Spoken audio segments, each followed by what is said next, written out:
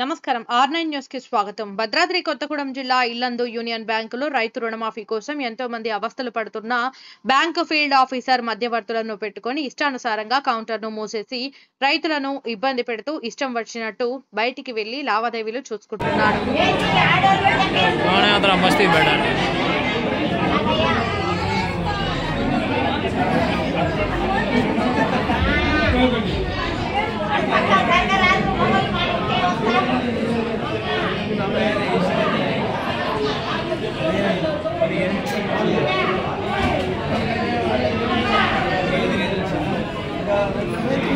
चार पाँच अच्छा